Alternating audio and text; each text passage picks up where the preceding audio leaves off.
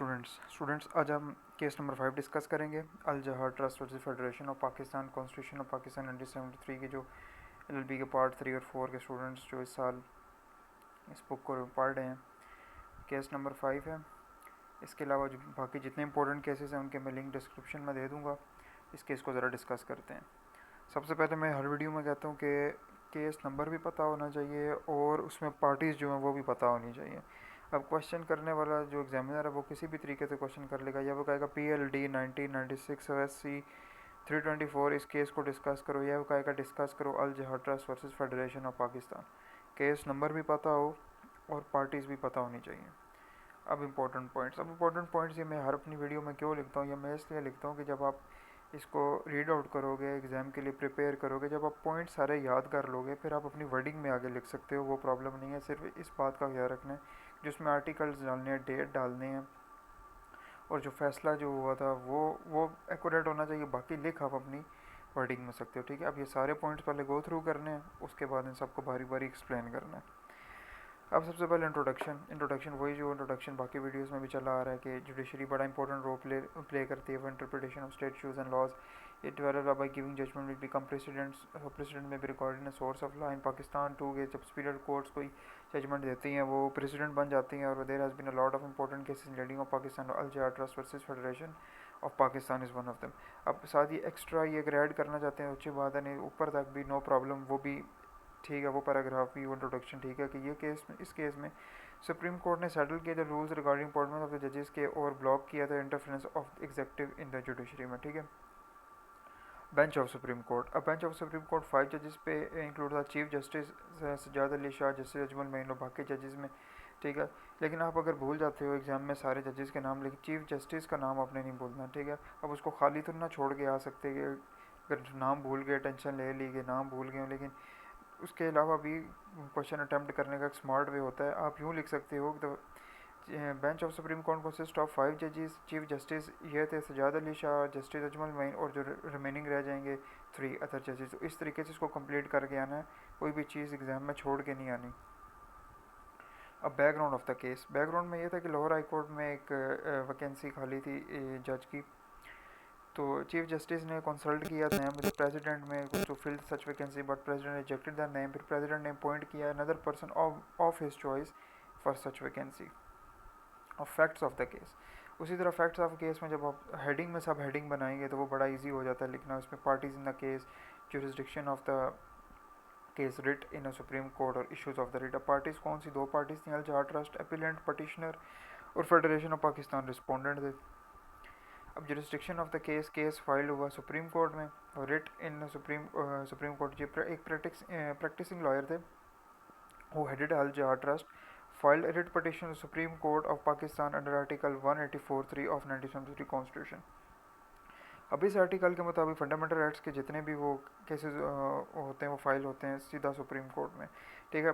Petitioner ने challenge किया appointment of the certain जजेस ऑफ लाहौर हाई कोर्ट, और पटिशनर स्टेटेड दैट के प्रेसिडेंट ने अपॉइंट किए ऑफ हिज चॉइस के पर्सन एज अ जज एंड इज अनकॉन्स्टिट्यूशनल मैनर। अब इश्यूज इन रिट क्या थे जी? The main reason the issue was the transparency appointment of the जजेस था। रिट वो जो रिट थी उसने कंसर्न करती थी 2 आर्टिकल्स को, 177 and 193 of the constitution of Pakistan 1973। अब आर्टिकल 177 डिस्क्राइब करता है कि president is required to consult the chief justice of Pakistan to appoint the जजेस ऑफ सुप्रीम कोर्ट, ठीक हो गया। और article 193 state that the judges of High Court are to be appointed by the President but after the consultation with the Chief Justice of Pakistan। Petitioner ने argue किया कि ये consult और consultation की जो डेफिनेशन है जी वो प्रोवाइड की जाए जो इन दोनों आर्टिकल्स में डिफाइन की गई है। अब ऑब्जेक्शन ऑफ द फेडरेशन ने रेज किया पॉइंट कि जो रिट दायर की है इसने कोई कंसर्न नहीं करती फंडामेंटल राइट से, तो इस मेनली अंडर आर्टिकल 184(3), तो इसके मुताबिक ये रिट फाइल ही नहीं हो सकती, जो इन्होंने फंडामेंटल राइट्स का कोई इसमें चक्कर ही नहीं है, ठीक है। फिर objections overruled by the supreme court हुआ था। सुप्रीम कोर्ट ओवर रूल कर दिया था on the fact that petitioner as a practicing lawyer है, लेकिन अंडर आर्टिकल 18 के मुताबिक everyone has a right to earn livelihood through his profession and independence of judiciary. It is directly related to livelihood of the lawyers. ये objection देगी supreme court ने जो federation का जो उन्होंने किया था ऑब्जेक्शन उसको ओवर रूल कर दिया था। अब आर्गूमेंट्स ऑफ फेडरेशन के आर्गूमेंट्स उस बात पे थे जब अपॉइंटमेंट ऑफ द जज बाय प्रेसिडेंट दैट कि executive power of the president की है जो प्रोवाइडेड बाय द कॉन्स्टिट्यूशन है। प्रेसिडेंट फिर साथ ही लिखा है कि president is only required to consult the chief justice but not required to obtain his concert. फिर ये लिखा कि जजेस ऑटोमेटिकली ट्रांसपेरेंट और इंडिपेंडेंट बन जाते हैं आफ्टर टेकिंग द ओथ। अब final decision of supreme court गया था जी, सुप्रीम कोर्ट ने decision in favour of the petitioner दिया फॉर फॉलोइंग स्टेटमेंट्स। क्या फॉलोइंग स्टेटमेंट्स क्या दी? Interpretation of the word consultation और द जजेस का जो परमानेंट एक्टिंग जजेस एडहॉक जजेस एंड ट्रांसफर ऑफ जजेस के बारे में स्टेटमेंट्स दी। अब interpretation of the word consultation की इन्होंने wide word of constitution use article 177 of 93 provide किया। कंसल्टेशन यानी the process between the president and chief justice must be ये मीनिंगफुल होना चाहिए, परपोजिव एंड ट्रांसपेरेंट यानी क्रिस्टल क्लियर होना चाहिए। प्रेसिडेंट जो है वो एक्सेप्ट करेंगे जो name proposed by the chief justice होगा, अनलेस इसको रिजेक्ट करते हैं तो कुछ साउंड रीज़न प्रेसिडेंट को इन राइटिंग लिख के देंगे। फिर the order of the appointment of the जजेस were made in the name of president.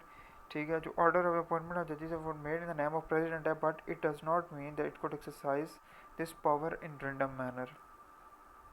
अब परमानेंट जजेस के बारे में बोला गया, परमानेंट जजेस of permanent seat of chief justice की अगर ये वैकेंट हो जाती है तो it should be filed with in next 30 days, और अगर सीट वैकेंट हो जाती है by the death of the जज तो it should be filed with in 90 days.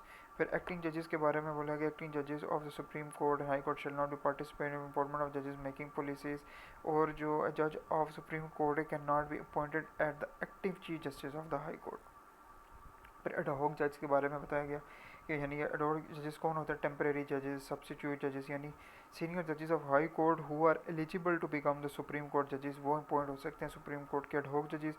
और ट्रांसफर ऑफ जजेस के बारे में बोला गया, permanent chief justice can not be transfer, जज of high court should not be transfer to punish him, यानी अगर किसी जज से कोई मिस्टेक हो जाती है तो वो शुड नॉट बी पनिश किया, ट्रांसफर करके उसको पनिश नहीं किया जाएगा। कंक्लूजन, अब जितनी चीज़ें पीछे एक्सप्लेन की हुई हैं एग्जाम में अपनी वर्डिंग में भी लिख सकते हो, यहाँ पे फिर भी मैं पढ़ देता हूँ। The supreme court of Pakistan pass a judgement in favour of petitioner, ठीक है, by giving the clear cut definition of word consultation under article 177 193 and the appointment of permanent acting ad hoc and transfer of the judges।